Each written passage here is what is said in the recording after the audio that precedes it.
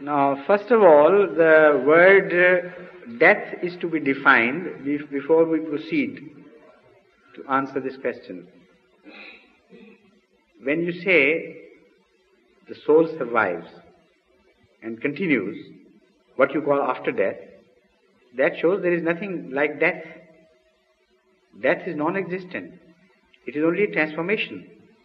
It's a change of appearance and phase.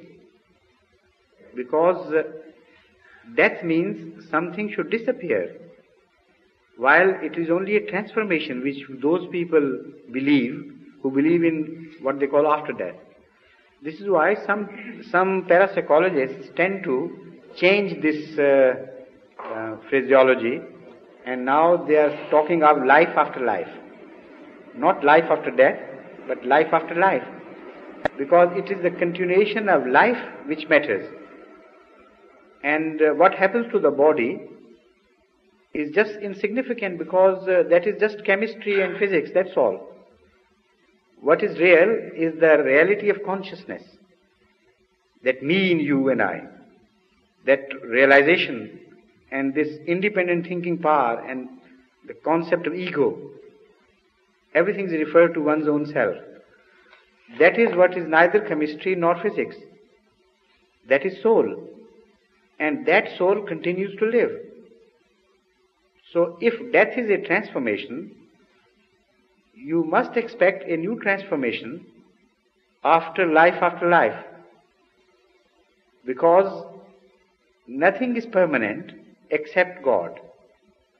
And when God wants to keep someone, make someone eternal with Him out of His grace, still that something goes on changing phases and transformations. So there is no eternity as far as any being other than God is concerned. So that is what would happen to souls. They will continue to evolve in a limitless direction.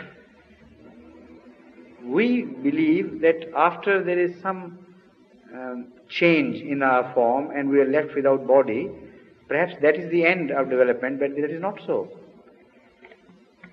To travel towards God is the objective. And that objective can never be fulfilled, in the sense that that limit has reached and beyond that there is no travel. So evolution knows no end. And what has happened to previous people or souls, we can't imagine, we cannot conceive, because we are not given vision enough and capability to even guess certain things which are beyond our conception. Even life after death or life after life, according to the Holy Quran, is inconceivable.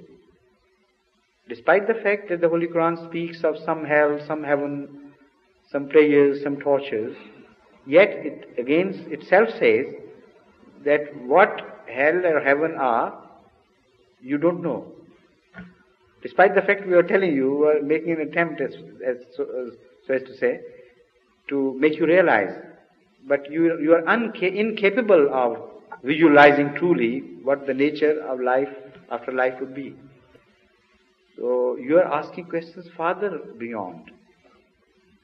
While you don't, and I don't understand what will happen immediately after. And you want me to explain that, which will follow that. I mean, it's beyond me, impossible. No, it's more difficult to answer, in fact, here. But I have put you on the right path of thinking. You can continue imagining whatever you may, but I tell you, every answer will be wrong. Because the Holy Quran says you can't truly visualize, you can understand the phenomena, that is all. So, what would actually take place and how it would happen, that is something beyond us. Like you try to make a blind man understand what white is. You know the story that goes along to explain this situation? Have you heard of that story of stork? No? I see. Perhaps it is an Urdu story. This is why you have not heard of it, but it's quite interesting. A blind man asked someone to explain what white is. So he tried his best, but he wouldn't understand naturally because he was not given that faculty by Allah. So he said, well, all right, you like kheer, that is rice pudding. So he said, yes, I like it very much. He said, why it is just like this? So he said, all right, but that is taste. You say it is different. He said, well, the color of, but then what is the color of this one? I can't understand. He said, all right, you know what stork is? He said, yes. So he said, well, why it is like stork? So once he caught that stork and started feeling it, all the curves and, variations in the contour.